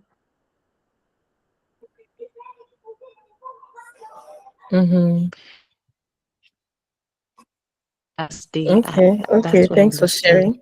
Thanks for your feedback. Anyone else? Okay, Gladys. Ouais, moi, je vais essayer de partager ce que ça me dit, hein. En fait, dans cela, pour moi, j'ai vu beaucoup plus, l'image qui me venait, c'est beaucoup plus l'Église. En fait, l'ennemi, il est malin parce que il va dans un champ qu'on a moissonné et il sème l'ivraie. Il sait que l'ivraie est presque semblable au blé qui est là. Et quand le maître dit de ne pas couper, il sait que le risque en coupant, s'il laissait les serviteurs couper, c'est de tout tailler. Il met un truc qui est carrément semblable pour créer la confusion. Et parfois dans l'église, c'est ce qui se passe, c'est qu'au milieu des chrétiens, le diable va toujours euh, mettre des personnes qui ont vraiment l'apparence ou bien même la façon de faire totalement chrétien et qui après vont toujours, qui vont faire ce que le monde va dire, ah oui, vraiment vous les chrétiens, là, n'est-ce pas, voilà, tel chrétien. C'est pas ce qu'ils sont en train de faire, ils font ainsi de suite. Et ça crée justement la confusion.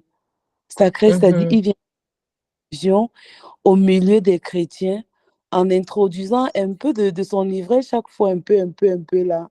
Et ça aussi, quand même, ça détourne même ceux qui veulent devenir chrétiens, quoi. Exactement. Exactement. Merci beaucoup, Gladys. Qui d'autre? Qui d'autre? Comment ça vous parle? Le calme d'un maître qui ne fait pas de la différence. L'ennemi a été identifié au moment propice. Le blé sera épargné. Très bien. Donc, quoi d'autre vous observez? C'est la méthodologie, le SOAP. Observer, on lit les scriptures, ensuite on observe, et puis on voit comment ça s'applique à nous, et après on prie. Yes, Dr. Leila.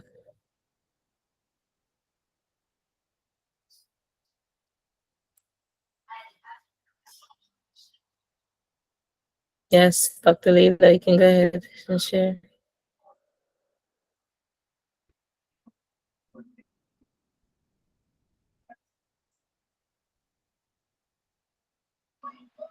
No. Yes, go ahead. Allô? Ok. Je disais que c'était intéressant qu'on attende le, le fruit. Bon, ce n'est pas le blé, n'est pas un fruit, mais qu'on attende jusqu'à la maturation, en fait. Parce que au terme de la maturation, enfin, chacun ne peut pas cacher son visage tout le long, quoi. Donc, à la fin, quand on a le fruit, on sait définitivement qui est blé, qui est vrai.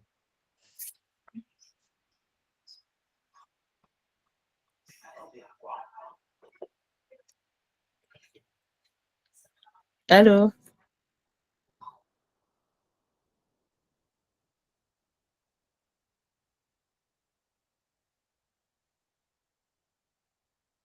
Allô?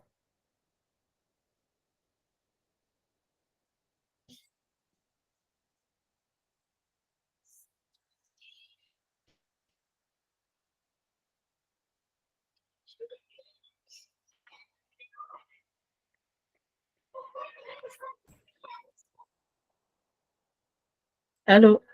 Ok, je crois qu'il y a des problèmes de connexion. Quelqu'un d'autre? Ok, network is bad. Ok.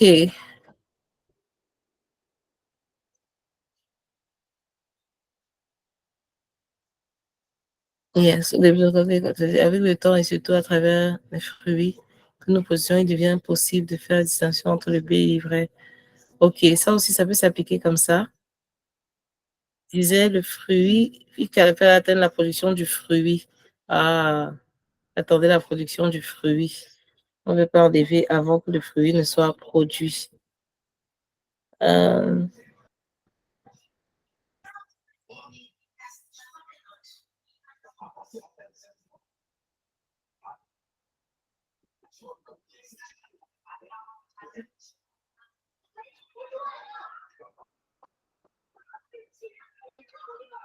ah, ok.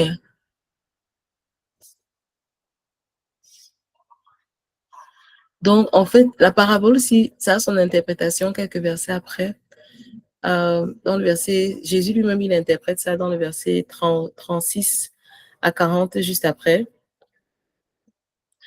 Euh, et, et là, il dit, euh,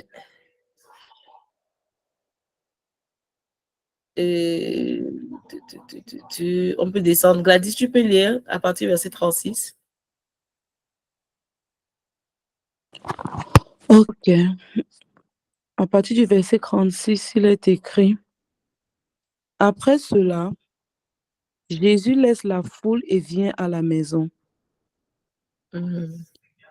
Alors, ses disciples s'approchent de lui et lui disent, explique-nous la parabole de l'ivraie dans le champ. Jésus leur dit, celui qui sème la bonne graine, c'est le Fils de l'homme. Le champ, c'est le monde.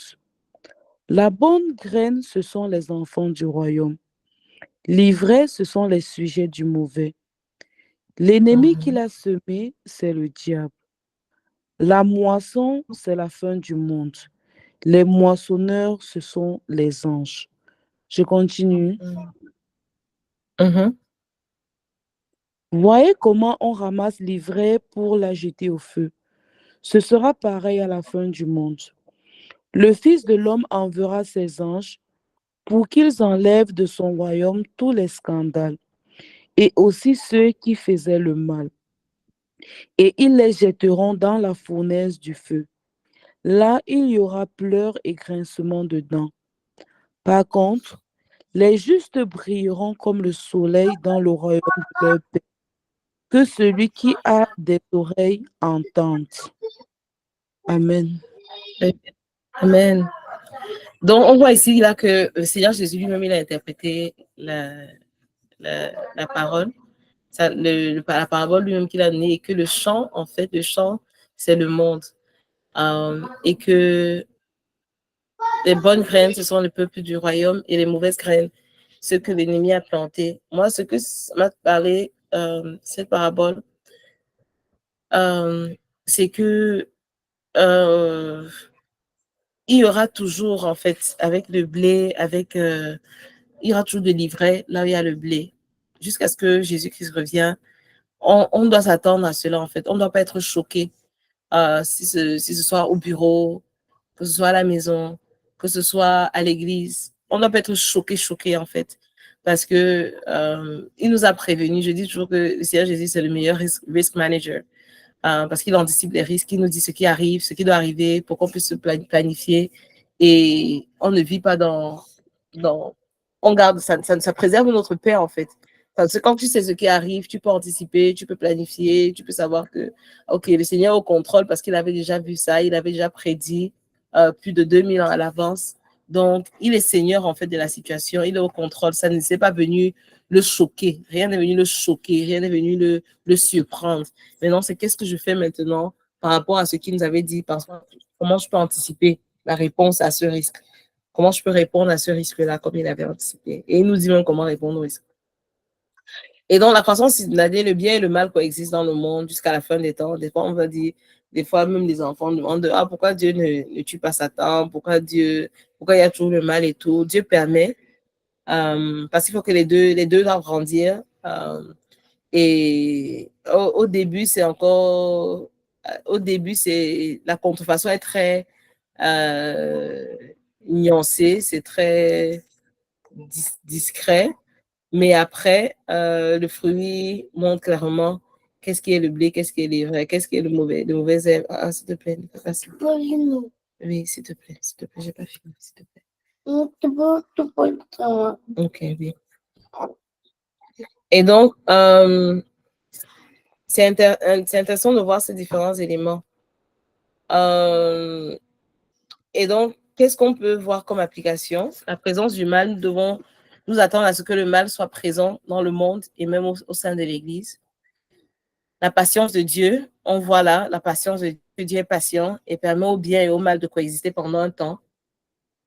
Comme il a fait même avec Judas, il savait que Judas, parmi ses disciples, les 12, il savait qu'il y avait Judas là et que Judas était voilà, un agent du mal, mais il était patient, il savait ce qu'il faisait. Le jugement final, il y aura un jour où Dieu séparera les justes et les injustes. Ça va nous reconforter et nous consoler. Et notre rôle est de porter du fruit pour le royaume de Dieu et de laisser à Dieu le soin de juger. Okay? Notre rôle, c'est qu'on on soit bien arrosé, on se permet de boire l'eau. Si on est le blé, que le Seigneur nous nourrit, qu'il nous arrose et tout, que nous grandissons au point de porter des fruits. Et la persécution, les chrétiens peuvent être persécutés à cause de leur foi. Et voilà, parce que l'ennemi il vient changer cela. Donc, voilà quelques questions pour chacun d'entre nous dans l'application. OK. Comment ces paraboles nous aident-elles à comprendre la nature de l'Église et même du monde? Quel est notre rôle en tant que croyants dans un monde rempli de mal? Comment pouvons-nous grandir en discernement? Et quelle espérance ces paraboles nous donnent-elles? Est-ce que peut-être 2 ou 3 personnes peuvent répondre? Et puis, on va passer à la prière.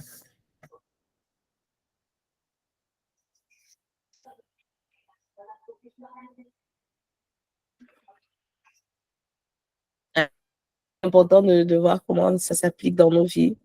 Est-ce qu'il y a Gladys, bon, Gladys est bien active.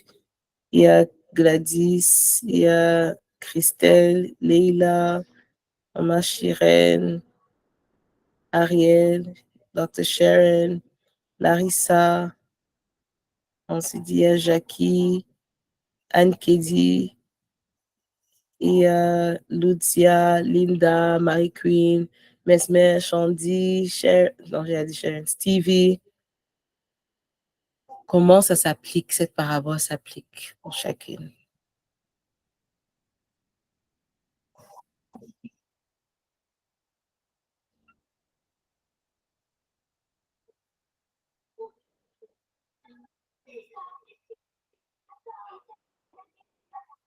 Yes, Gladys. Ok. Par rapport à la parabole, comment cette parabole m'aide-t-elle à comprendre la nature de l'Église? Pour moi, la parabole m'aide à comprendre la nature de l'Église dans la mesure où ça me permet de comprendre cette réalité-là, que l'Église, oui, c'est le rassemblement des chrétiens, c'est nous tous les chrétiens, mais aussi que le malin aussi, il n'a pas hésité quand même à venir planter son grain d'ivraie au milieu de nous, au milieu de l'Église. Donc, du coup, je ne dois pas être surprise, je ne dois pas être... oui, je dois pas être surprise de me rendre compte peut-être que dans l'Église, on rencontre souvent des personnes qui sont là sans véritablement être des chrétiens. Ça ne doit pas être quelque chose de waouh pour moi. Je dois m'attendre à cela, je dois savoir que c'est la réalité. C'est le plan du malin. Maintenant, quel est mon rôle en tant que croyant dans le monde rempli de mal? Moi, mon rôle dans le monde, bon, déjà, il y a la mission que Dieu nous a donnée à tous les chrétiens. Mais moi, particulièrement, je le vis dans la façon où, pour moi, je dis, je demande que Dieu me donne la grâce d'être un évangile vivant, que par ma façon de faire, d'être, si d'autres personnes peuvent être converties, c'est pour moi, c'est ça en fait, pas si, que par ma façon d'être, de faire, que les autres puissent être convertis, que les autres puissent aussi avoir l'engouement de devenir chrétiens. Euh, comment est-ce que moi je peux grandir en discernement? Comment est-ce que je peux grandir en discernement? Moi, je pense que la meilleure façon pour moi d'abord de grandir en discernement, c'est d'améliorer ma relation avec Dieu, ma relation d'écoute, d'aménager vraiment du temps pour davantage écouter Dieu, parce que pour discerner, j'ai besoin déjà de savoir ce que Dieu veut, ce que Dieu attend de moi. Je crois que sur ce plan-là, je dois davantage travailler sur cette relation de cœur à un, comme tu dis, avec Dieu pour davantage m'édifier. Et aussi, je pense que je dois prendre le temps de m'écouter, de réfléchir sur les événements, comment je me suis comportée, comment j'ai réagi et comment je me suis sentie après pour améliorer mon discernement. Quelle expérience cette parabole me donne-t-elle? Bon, honnêtement, maman Olivia, aucune expérience dans la mesure où pour moi, je n'attends pas forcément qu'à la fin du monde, les personnes qui étaient méchantes soient jetées, soient brûlées et tout. Pour moi, l'espérance, c'est beaucoup plus la conversion. C'est vrai que dans la Bible, il y a beaucoup de paraboles qui parlent de cette conversion, mais c'est un peu ça. Ça, c'est mon partage. Merci. Merci beaucoup. Thank you so much. Wow, très élaboré. Merci beaucoup pour ta participation et pour ton feedback. Merci. Dr. Sharon?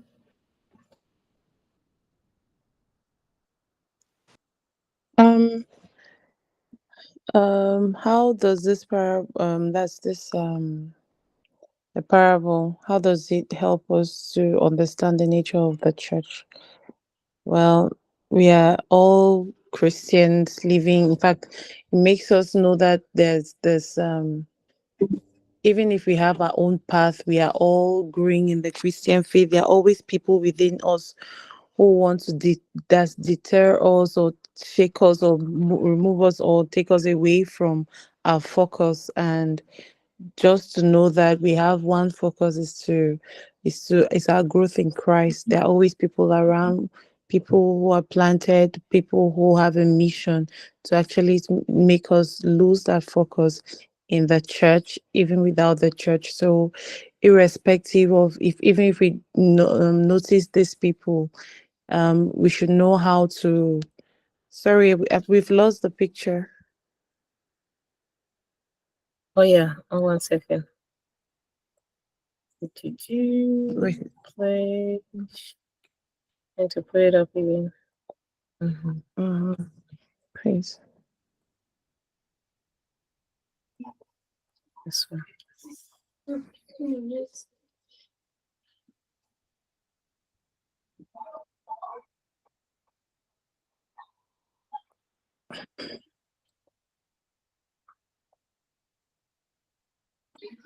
Is it showing? I think, okay, there it is. Yes, it is. Yes, thank you. So it kind of tells us that, we are all in church. Usually there's a saying that goes that the church is actually a place for, when you go to the church, it's a place for sick people. It's like a hospital. It has everybody. Now everybody is they could help the people who are just doing their health check, who are doing their, to be able to grow. There are other people who are very sick. So in fact, we have everybody in the church. Now it's for you to know your focus. And as God has given us a choice to choose life and death, what do you choose, irrespective of distractions? Where's your focus? Quel est notre rôle en tant que croyants dans un monde rempli de mal?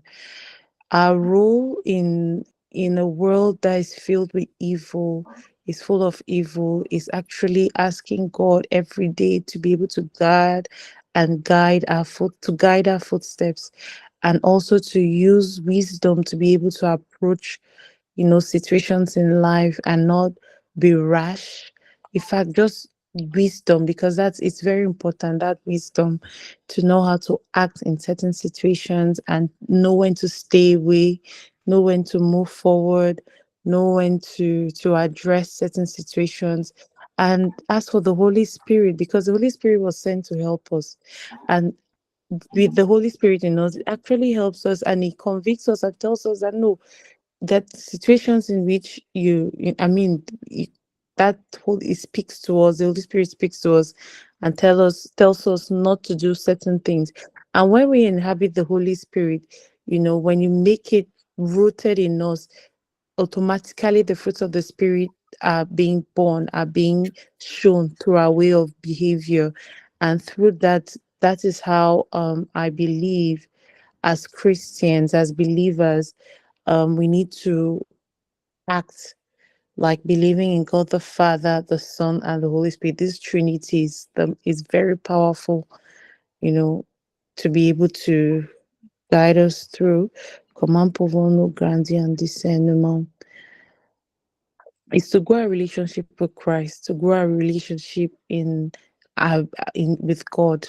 So, and ask for God and give permission to the Holy Spirit to come within us. And as we grow, Olivia rightly said that, discernment is part of maturity. God will not give you that spirit. I don't think He'll give us the spirit of discernment if we will not know what to do with it when we have the situation at hand, or what, it's to be to be faithful in Christ, and being able to understand the things of the Spirit. Already being the physical, if we already know that the world is a spiritual one, but we inhabit, as physical beings, we inhabit the Spirit. So if we grow in our faith with Christ and in the understanding of our purpose here on earth, I think by the grace of God, when God sees that we are ready, that the discernment is and actively ask for it, then and there will that be part part of us, and it's going to grow better. Discernment already, the times that I've been listening a lot to things in regards to discernment lately, and part of it is in our dreams. I don't want to go further into it, but I think that is to understand what to do, how to make the decisions better, our decisions better with that spirit of discernment through our growth and our relationship with God. Quelle est l'espérance de cette parabole? Quelle expérience cette parabole nous donne-t-elle? The hope with this parable, and well, having also read the follow-up in verse 36, with this is to remain steadfast. That's what I believe, to remain steadfast.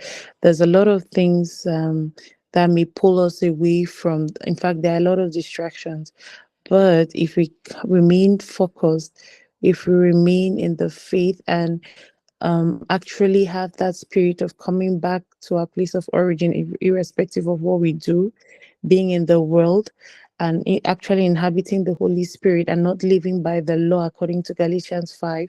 If we don't live by the law and try to live by the Spirit, I think we'll be able to help ourselves through, irrespective of distractions, and we'll stay in line. Thank you.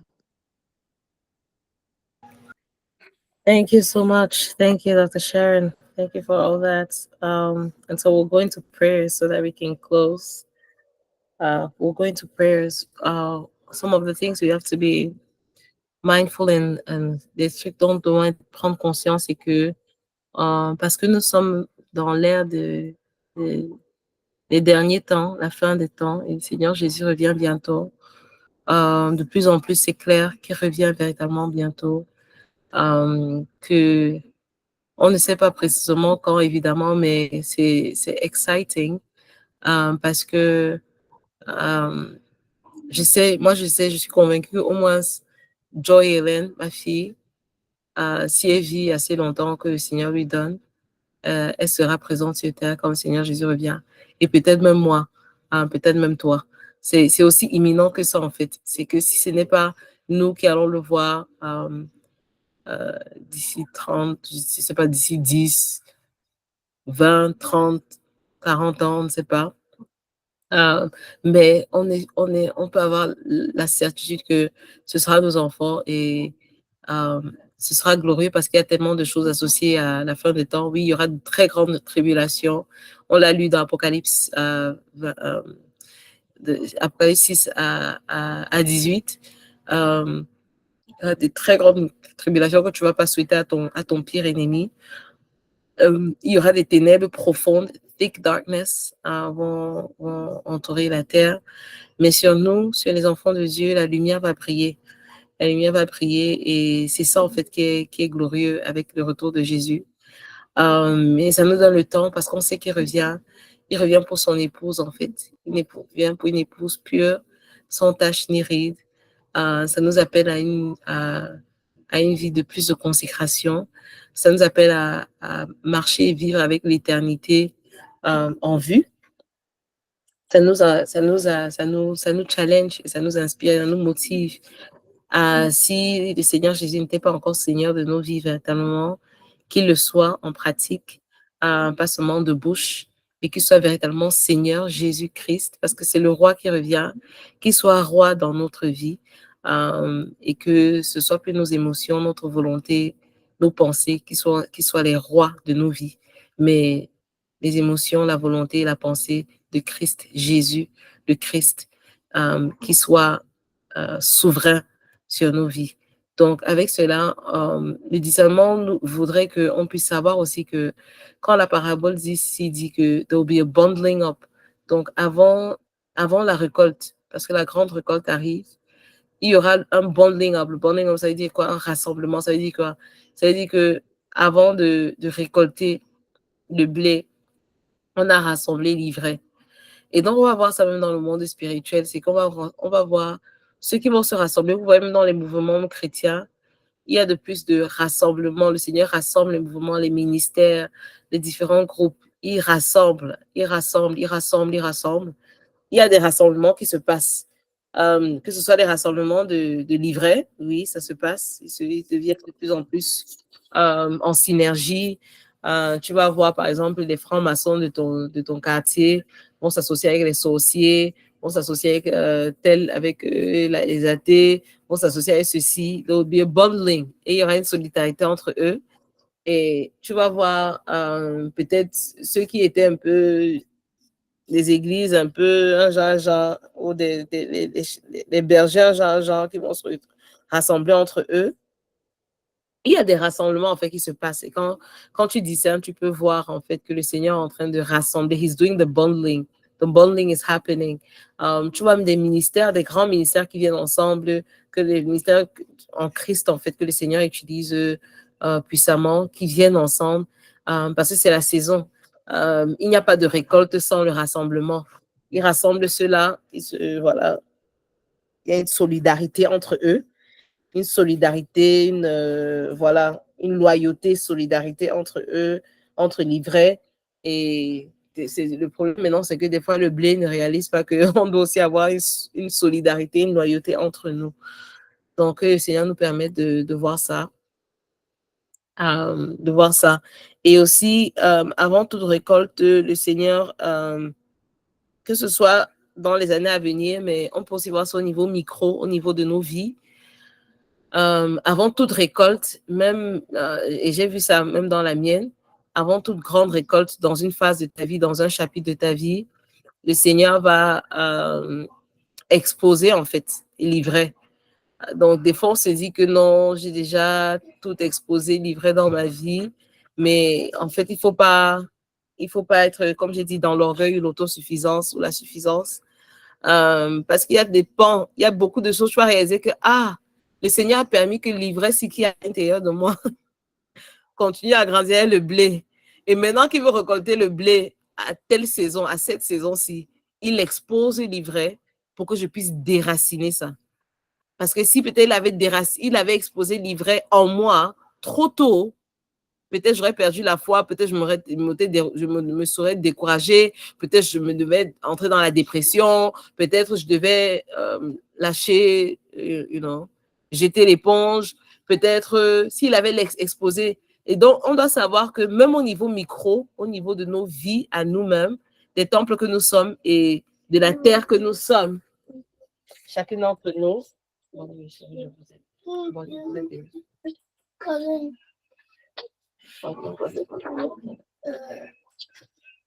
Okay.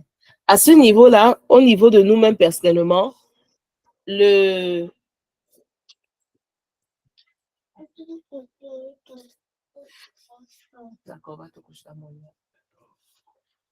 à ce niveau-là même de nous-mêmes personnellement, on doit comprendre et savoir que il y a l'ivraie, ok, il pousse avec le blé, il y a du mauvais qui pousse quand même avec le bon, et que Dieu n'enlève pas ça tout le temps.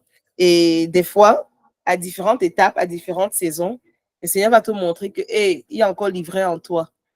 Donc, à nous de rester humbles, de rester enseignables, de rester coachables, de rester sensibles à ce que le Saint-Esprit nous dit, de ne pas être suffisant, mais de trouver notre suffisance en Christ et en lui seul, et de nous soumettre. Parce que quand il veut récolter, quand il y a une grande récolte qui arrive, il va exposer maintenant l'ivraie. Il va exposer l'ivraie, enlever, brûler l'ivraie, et il va faire la récolte du blé. Donc, j'espère qu'on voit ça aussi l'application pour nous-mêmes, personnellement aussi, dans nos propres vies. Voilà. Et donc, prions. Allons, prions. Qui est encore là? Qui est encore là? Qui est ouverte à prier? Qui est encore là? On va juste faire une prière de 5 minutes en accord parce qu'on a 5 semaines pour traiter le sujet encore en profondeur. OK. Qui est encore là? Qui est encore là? Montrez les signes de vie.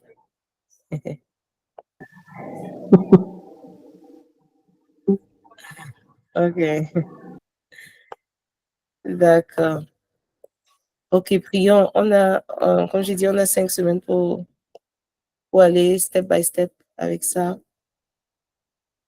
Là, on va juste faire une seule prière pour conclure. Comme il se fait déjà bien tard.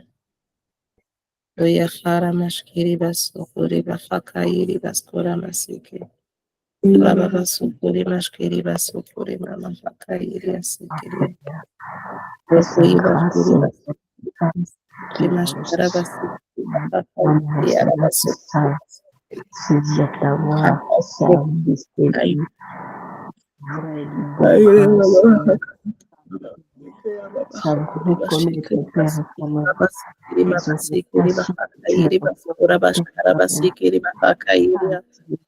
partie de ton conseil,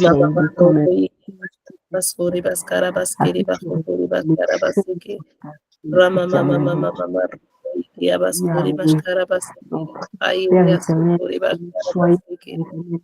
dans cette génération où tu vas bientôt faire ton retour, Seigneur Dieu, les femmes, Père éternel, de Seigneur, qui ont capacité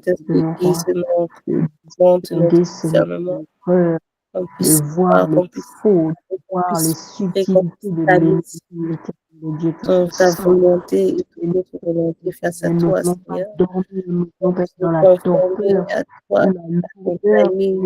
à ta dans ce temps, et à tes instructions, Seigneur. que nous On puisse voir le vrai de la contrefaçon, l'original à la contrefaçon. pour nos enfants, pour nos foyers, pour nos communautés éternelles, de là où tu nous envoies, Seigneur Dieu. Donne-nous d'être toi, Père éternel, d'être des ambassadrices, Seigneur Dieu Tout-Puissant. Augmente notre discernement. Tu plais dans le nom de Jésus-Christ, Seigneur. Je prie pour la sensibilité. Je prie pour la sagesse, le discernement, Père, que chacune, Seigneur, reçoit ce soir, Père éternel. Des femmes matures, nous devenons des femmes matures, Père éternel. Nous devenons des femmes avec Père éternel. Dieu Tout-Puissant, connaît, il a travail, lisé, on Seigneur, de connaît, femme avec identifié, Seigneur, et saison, pour les temps. langues Nous savons exercées à quoi la faire, sagesse, et nous des savons quoi paroles faire, nous exercées à la savons quoi sagesse, faire, des paroles.